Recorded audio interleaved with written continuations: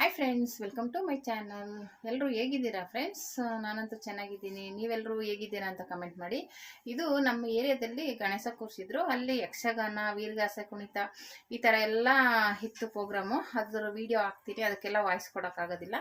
ಅದನ್ನು ಅದೇ ರೀತಿ ಸೌಂಡಲ್ಲಿ ಕೇಳಿದ್ರೇ ಒಂಥರ ಕೇಳೋಕ್ಕೆ ಚೆನ್ನಾಗಿರುತ್ತೆ. ಮತ್ತು ಇವಾಗೆಲ್ಲ ಡಿ ಜೆ ಅದು ಇದು ಸೌಂಡು ಹಾಕ್ಕೊಂಡು ಇದು ಮಾಡ್ತಾರೆ. ಈ ಥರದಕ್ಕೂ ಸ್ವಲ್ಪ ಪ್ರಾಮುಖ್ಯತೆ ಕೊಡಬೇಕು ಅಂತ ಹೇಳ್ತೀನಿ. ಯಾಕೆಂದರೆ ಈ ಥರದನ್ನೇ ನಂಬ್ಕೊಂಡು ಸುಮಾರು ಜನ ಇರ್ತಾರಲ್ವ. ಈ ಥರದವ್ರನ್ನ ಕರೆಸಿ ಮಾಡೋದ್ರಿಂದ ಅವ್ರ ಹೊಟ್ಟೆನೂ ತುಂಬುತ್ತೆ, ಒಂಥರ ಡಿಫ್ರೆಂಟ್ ಆಗಿರುತ್ತೆ. ಬರೀ ಹಾಡುಗಳನ್ನ ಹಾಕೊಂಡು ಕುಣಿಯೋದು ಇದ್ದೇ ಇರುತ್ತೆ. ಬೇರೆ ಬೇರೆ ಫಂಕ್ಷನ್ಗಳಲ್ಲಿ ಬೇರೆ ಬೇರೆ ಕಡೆ ಎಲ್ಲ ಕುಣಿತಾನೆ ಇರ್ತೀವಿ. ಈ ಗಣೇಶನ ಕೂರಿಸಿದಾಗ ಈ ಥರ ಮಾಡಿದ್ರೆ ಒಂಥರ ಚೆನ್ನಾಗಿರುತ್ತೆ. ಇಲ್ಲ ಕೋಲಾಟ ಪದ, ಇಲ್ಲ ಹಳ್ಳಿ ಕಡೆ ಬೇರೆ ಬೇರೆದು ಇನ್ನೂ ತುಂಬ ಡ್ಯಾನ್ಸ್ಗಳಿರ್ತವೆ. ಆ ಥರದನ್ನೆಲ್ಲ ಕರೆಸಿದ್ರೆ ಒಂದು ಚೆನ್ನಾಗಿರುತ್ತೆ ಅಂತ ನನ್ನ ಅನಿಸಿಕೆ. ಆ ಥರ ಇಲ್ಲಿ ವೀರಗಾಸೆದು ಒಂದು ಕಡೆ, ಇನ್ನೊಂದು ಕಡೆ ಯಕ್ಷಗಾನ, ಇದೆರಡನ್ನೂ ಮಾಡಿಸಿದ್ರು. ಅದು ನಾನು ಆದಷ್ಟು ಸ್ವಲ್ಪ ವಿಡಿಯೋ ಮಾಡಿದ್ದೀನಿ. ಬನ್ನಿ ಹೇಗಿದೆ ನೋಡೋಣ. ಅಂದರೆ ಕೇಳೋಕ್ಕೆಲ್ಲ ತುಂಬಾ ಚೆನ್ನಾಗಿರುತ್ತೆ ಅದು. ಒಂದ್ಸಲ ನೋಡೋಣ ಬನ್ನಿ. ಅದಕ್ಕೆಲ್ಲ ವಾಯ್ಸ್ ಕೊಡೋಕ್ಕಾಗೋದಿಲ್ವಲ್ಲ, ಹಾಗಾಗಿ ಅದಕ್ಕೆ ನಾನು ಫಸ್ಟೇ ವಾಯ್ಸ್ ಕೊಡ್ತಾ ಇದ್ದೀನಿ. ಅದನ್ನೆಲ್ಲ ಹಾಗೆ ನೋಡಿ ಎಂಜಾಯ್ ಮಾಡಿ ಫ್ರೆಂಡ್ಸ್.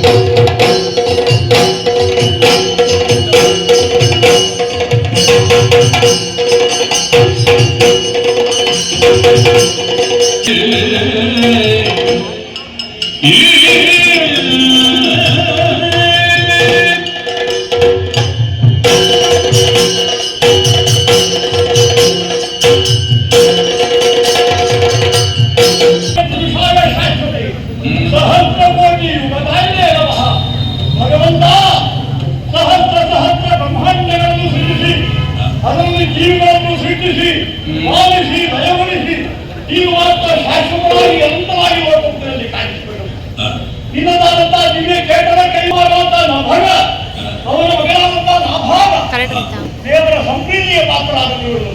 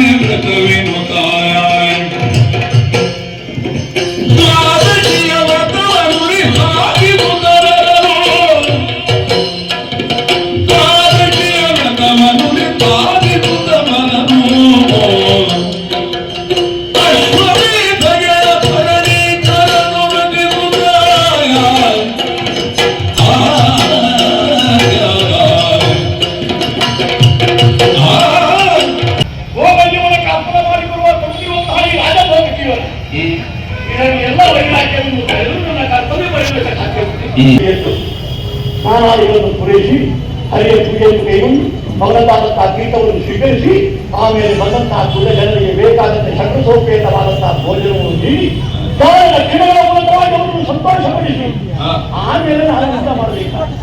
ಈ